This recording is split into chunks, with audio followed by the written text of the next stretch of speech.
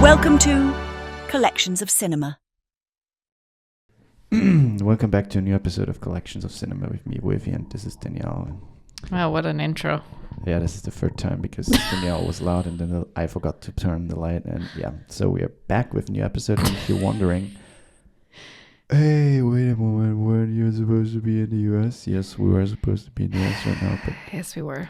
You're mumbling, by the way. I got COVID and The baby got COVID. And so we had to postpone the trip for now. Yeah. So that's why we're not in the US. That's why we're here in our in my office and in our home. And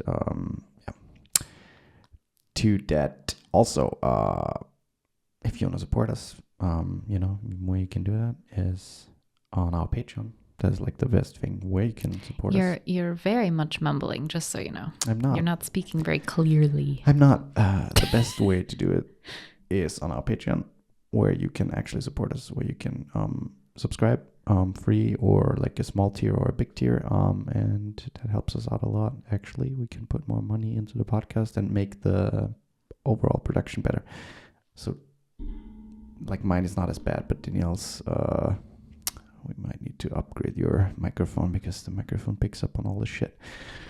Also, hi to Joe, our sadly only current Patreon member, but we're optimistic that we'll find more. Okay, let's get into the episode. This week's episode is Palm Springs, number 666. Who suggested that one? Lots of people, but the first two to submit it were Bjarni and my friend Noah. Okay, that's great.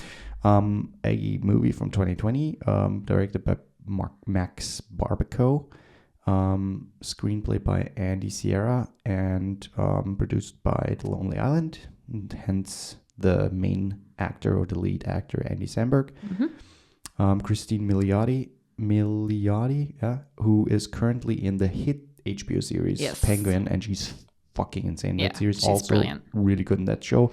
Also, I really liked her in How I Met Your Mother, season 8, I think. J.K. Simmons is also in it. And let's quickly go into the plot of the movie. So they're at a wedding. Yep.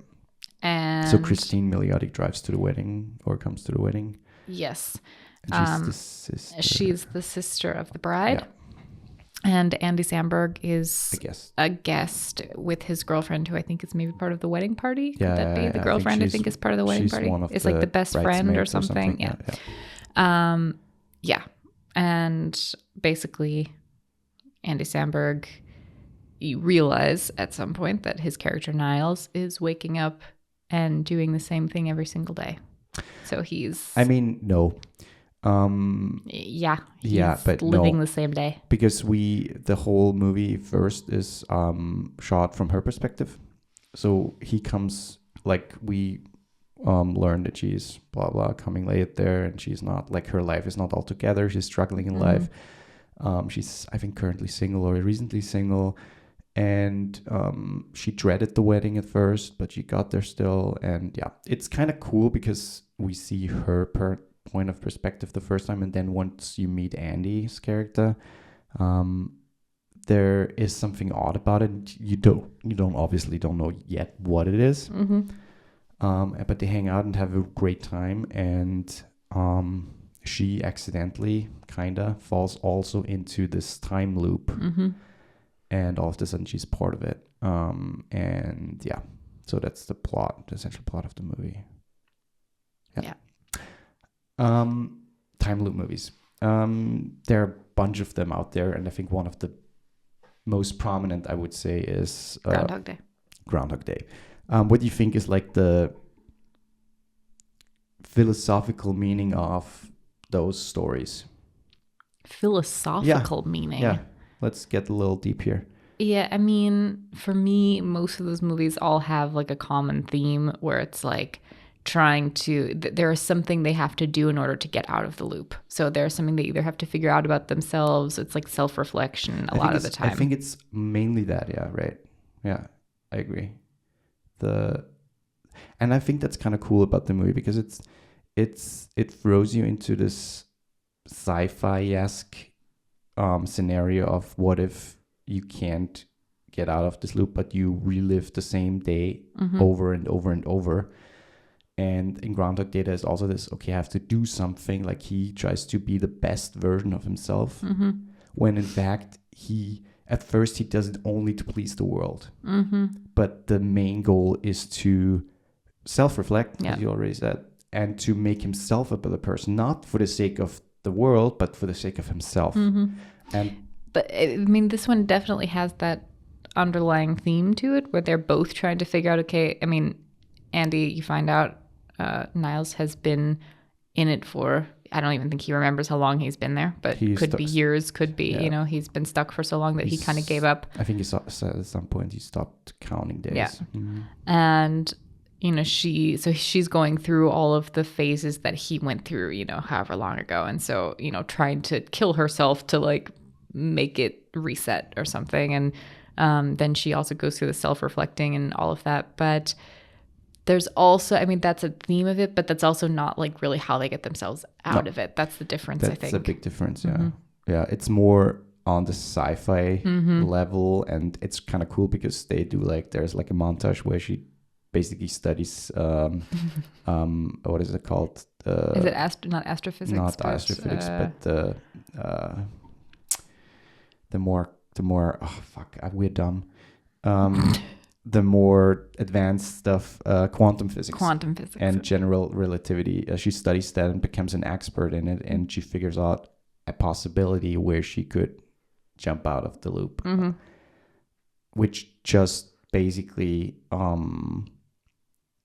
is an effort of, okay, I have to understand the whole concept of it. And it's more set in a realistic way, not like Groundhog Day, where it's just magical kind of. It just happens and you don't know why, and then it stops. But this thing is a scientific thing. Like there's an actual black hole, more or less, where they fall in. And there's like an actual point in time, like an exact time, an exact moment that they have to make something happen in order to reset and get back into real time. Yeah. Yeah. But it's also, I mean, it's kind of a romantic comedy-ish. It is. There's definitely aspects to it. Yeah. It's also, it's very funny. I mean, obviously, I feel like anything that Lonely Island produces is bound to be a hit in terms of comedy, if you like their humor. Yeah. This goes a little away from their usual humor, I think, but it's very funny. And J.K. Simmons is fucking hysterical. J.K. Simmons' character. He's also stuck in the time loop. And it's really funny because Niles, so Andy Samberg's character, was lonely for a while, and then he met Roy on the party, and they did like a bunch of coke and shit, and just really liked each other, and Niles was selfishly like luring Roy into the cave, and it's really funny because that made Roy this murderous killer. Yeah, because Niles basically tricked him into also being stuck in the time loop, so he had somebody there. Yeah. And they ended up have this ongoing murder battle with each other where they just try to kill each other. Yeah, it's really funny. Yeah, it's I mean it's not like it doesn't break any new ground. It's a very standard rom-com with the element of Groundhog Day mixed in.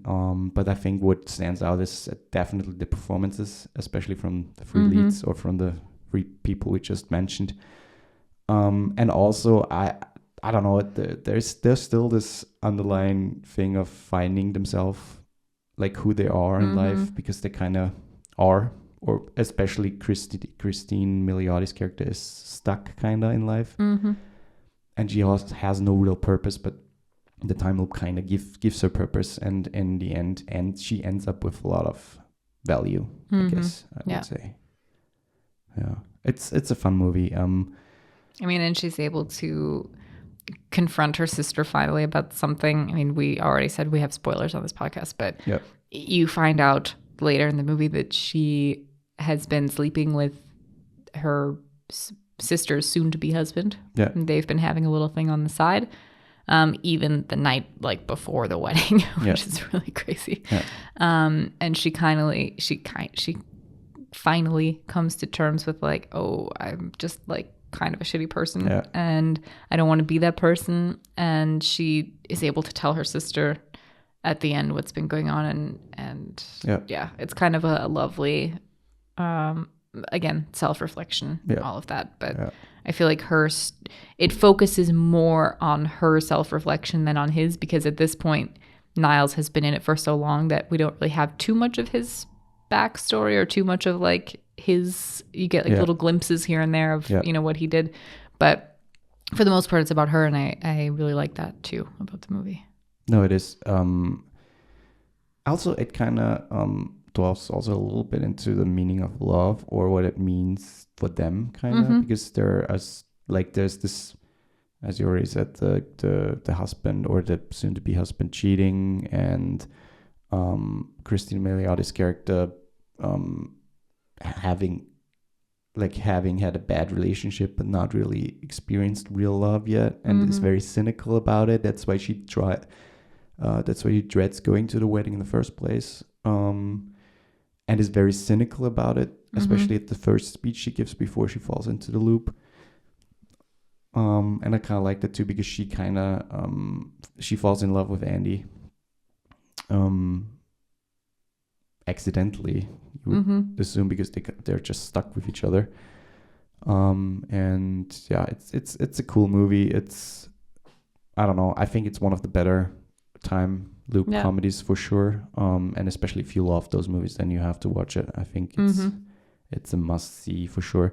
It was released on Hulu. It was not in the cinema. I think it had a limited run, sadly, but yeah, it was released on Hulu, and the budget was like 5 million, so a super low budget, which doesn't matter, because I think there's some CG, like the hole and the traveling thing through the thing. There's not much to it, but I really like that movie. Another time jump movie like that or time loop movie is Happy Death Day. Is that what it's called? Happy Death Day. That one I also really like. That's like a horror. I mean, kind of horror comedy, but more horror That's side. a fun movie too. Kind of slasher. It's super fun. Yeah. I remember when we saw it, we were both kind of like skeptical, like, how is that really like going to be like a time jump thing? We were kind of like, I don't know if it's going to work, and it really worked. And they did I thought they did a really good job. No, they did. So that's definitely another one. That's a recommendation. Yeah. I have the bunch of series. Doctor Who had one, or a couple of them, I think. Star Trek did one. Yeah, there are a bunch of series where they explore also the time loop theory or time loop thing. I think there's nothing else. The thing originally was titled Infinity Loop. I don't know if that's true, but that's just what it says here.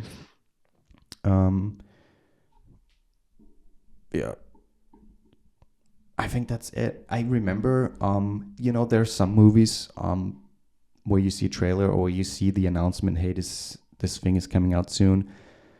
And I remember reading about it. And there's some movies you just can't wait to see, and this was one of them. I remember when it came out, we watched it immediately. We loved it because it's such a... Did they, in the trailer, I don't remember, did they allude to the fact that it's a time loop movie? Or did they keep that? No. There was not a secret, no. And I remember reading about it when they announced it, that Hulu bought it from, I think they were on Sundance, and then Hulu bought it for 22 million, I think. So they didn't disclaim it or something. They announced it right before. But I remember watching it right away, and it's just a delightful watch. 90 minutes, super short and funny, and just if you love Andy Samberg, I mean, it's a no-brainer. And they have really great chemistry also. Yeah, that's true. Not like the two in Valerian. Yeah, and also it's just a beautiful movie. It's beautifully shot, in Palm Springs out there in the desert. It's just very delightful. It's a very nice movie. Yeah, let's get to movie of the week. Movie of the week. Okay, we watched a couple of movies. I don't even know when we should start because we watched so many. Mm-hmm. But I would say we start here. I saw The TV Glow, Will and Harper, Wolves, and we add Deadpool and Wolverine to the mix. Yeah, mine's Will and Harper. Yeah, I would say so too. Like if I would go for the heartfelt, meaningful thing, I would go to Will and Harper. If I would go to the entertaining thing, probably Deadpool and Wolverine, or Wolves, because Wolves was also very fun. It was very fun. Yeah, it was definitely very fun. But let's give it to Will and Harper. Will and Harper takes it for me. Yeah. Even no matter what the category is, I think it just overall was. It's a Netflix documentary that came out just recently, and it's about Will Ferrell and his long friend and colleague Harper Steele. Thank you. And she transitioned the last couple of years, and it's about her journey. She was I think a head writer at SNL, and that's where Will Ferrell and she met.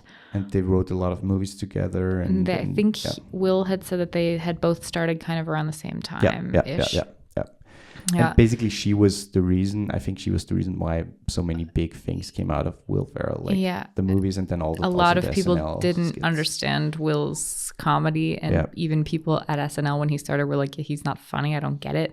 And it took Harper was really like a big advocate for him because they had very similar styles of humor, and I think they brought out the best in each other. So and the movie is essentially them rekindling after the transition and their first meetup, and then what Harper loves to do is just go on a cross-country road trip through America, but to like kind of the divey areas, so not the places where you would always go, like the touristy spots, but just like the everyday, the edgy she likes to do the edgy stuff, like the motorcycle bars and you know, just like the kind of everyday American basically, where just, you know, we're also there's a lot of bigotry and hatred towards certain groups of people, and a lot of Republicans that are MAGA heads, and so she was not sure how that would go, and Will kind of she was scared to navigate what she used to love to do. She was scared to kind of navigate that world after having transitioned. Yeah, and I think what the movie does so fucking well is just show this very unapologetic, true side of how it feels to be a woman in the world, but then also this male perspective, because she was a man, she lived as a man for a long time, even though she didn't feel like being a man was the thing she was supposed to be. But this side of, I know the other side, but now standing on the other side of the thing, on the it's fucking scary, and it's not always comfortable, and you think about, oh, can I go there now? Should I walk here? You know, simple things like that men just take for granted because it's just how it is. And that's a very, especially I think for men, can be very eye-opening and beautiful. And it's very raw. There are some very heartfelt moments. And it's a beautiful friendship. I mean, the two of them, Will Ferrell is such a lovely human being. I've always loved like his work and his comedy, but he's also just such a genuine human being. And I felt like he was very respectful, and he was also very like, he wanted to make sure that he didn't say anything that would make her uncomfortable. And she made it very clear, like, you're my friend, you can ask me anything, like it doesn't matter. And so after that point, it kind of like made a little turn in the movie, or like a little switch for Will, because I think he was then less afraid to ask the things that he wanted to ask, and maybe dive deeper into how she felt about certain things. And it's just a really beautiful story of friendship. It's fucking hysterical. I mean, the two of them together are so funny, and heartbreaking and heartwarming all at the same time. No, it's a very cool movie, and you should totally go see it on Netflix. It's streaming, and maybe watch it with people who don't have an understanding of what that means, and maybe are even a little judgmental, because I think that can be a very eye-opening experience. Yeah, that's it, everybody. Thank you for tuning in. Thank you for watching. Thank you for supporting this podcast. Again, if you want to support us, head over to our Patreon, which is our currently only member. If you want to know the next movie, head to our Instagram, because Danielle posts little reels or videos or stories where she explains what the next movie is. We want to just drive up the Instagram numbers a little bit because that helps us in the end to reach more people. And also, you do the on Thursdays or Tuesdays. Tuesdays, you Trivia do Tuesday is a new thing that I've been doing, and I think it's super fun. It's super fun. It's engaging. It's just in the stories, and it relates to whatever the previous movie was. So you have plenty of time to watch the movie, listen to the podcast, and then there's like a little trivia thing in our stories, and that's also fun. Thanks again. We love you. And sorry, just before you stop, especially after discussing Will and Harper, I just want to encourage everybody in the U.S. to register to vote. It's a very, very, very, very, very important election. And it's very important that you are registered to vote. Most states offer mail-in voting now, so it makes it super easy, and you can register to vote online. And I will link that in the description of where you can register to vote. So please do that. Okay, we love you, and until next time, bye. Bye.